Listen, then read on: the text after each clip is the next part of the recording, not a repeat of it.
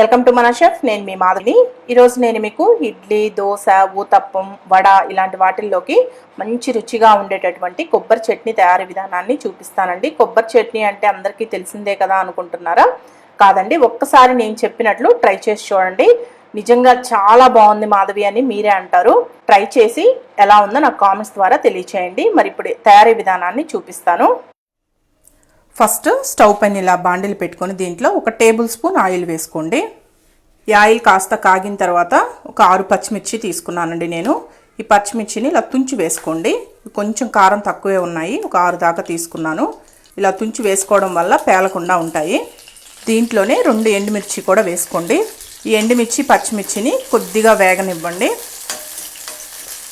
చూడండి, ఇలా లైట్గా వేగిన తర్వాత దీంట్లో ఒక చిన్న ఉల్లిపాయని ఇలా ముక్కలుగా కట్ చేసి వేసుకోండి. కొబ్బరి చట్నీలో ఉల్లిపాయ ఏంటండి మాధవి అనుకుంటున్నారా? ఒకసారి ట్రై చేసి చూడండి, టేస్ట్ చాలా బాగుంటుంది, మీకు కూడా బాగా నచ్చుతుంది.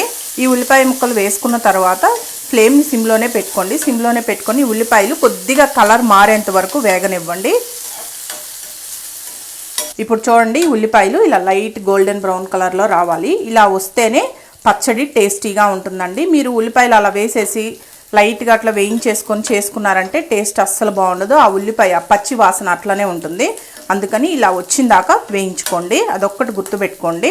దీంట్లో ఒక 2 టేబుల్ స్పూన్ల దాకా పుట్నాల పప్పు వేసుకోండి.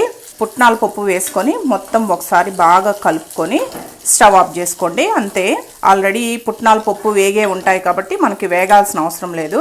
జస్ట్ ఈ ఆయిల్లో కొంచెం వేడెక్కితే సరిపోతుంది. ఇలా మొత్తం కలుపుకొని దీన్ని బాగా చల్లారనివ్వండి. ఇప్పుడు ఇలా ఒక మిక్సీ జార్ తీసుకోండి. మిక్సీ జార్లో మనం ఆల్రెడీ వేయించి పెట్టుకున్న ఈ ఉల్లిపాయ, పచ్చిమిరపకాయ ఇవన్నీ వేసుకోండి.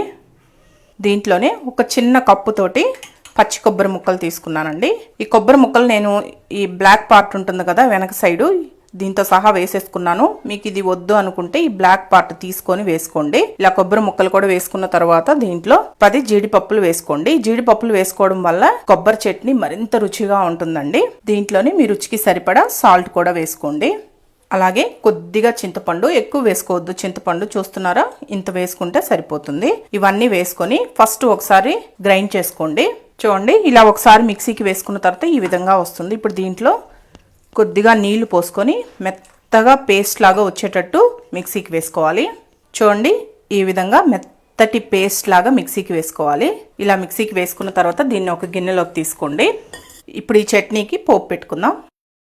మళ్ళీ స్టవ్ ఆన్ చేసుకొని నేను ఇదే బాండిల్లో పోపు వేసుకుంటున్నాను. మీరు వేరే బాండిల్లో అయినా వేసుకోవచ్చు. నాకు ఆల్రెడీ కొద్దిగా ఆయిల్ మిగిలిందండి, 1 టీ స్పూన్ వేసుకుంటున్నాను. ఈ ఆయిల్ కొద్దిగా కాగిన తర్వాత దీంట్లో 1 టీ స్పూన్ పోపు దినుసులు వేసుకోండి. ఆవాలు, జీలకర్ర, శనగపప్పు, మినపప్పు అన్ని కలిపి 1 టీ స్పూన్ వేసుకున్నాను. ఈ పోపు దినుసుల్ని లైట్గా వేగనివ్వండి.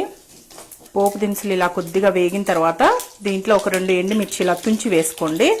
అలాగే 2 వెల్లుల్లి రెమ్మలు ఇలా కచ్చా పచ్చాగా దంచి వేసుకోండి. దీంట్లోనే కొద్దిగా కరివేపాకు ఇవన్నీ వేసుకొని స్టవ్ ఆఫ్ చేయండి. ఈ వేడికి పోపు వేగిపోతుంది. చూడండి, పోపు వేగిపోయింది కదా. ఇప్పుడు ఈ పోపుని చట్నీలో వేసుకోవాలి. ఈ చట్నీ పైన ఇలా వేసుకొని కలుపుకునే పని అయితే కలుపుకోండి. నేను గార్నిష్ కోసం మీకు ఇలా చూపిస్తున్నాను.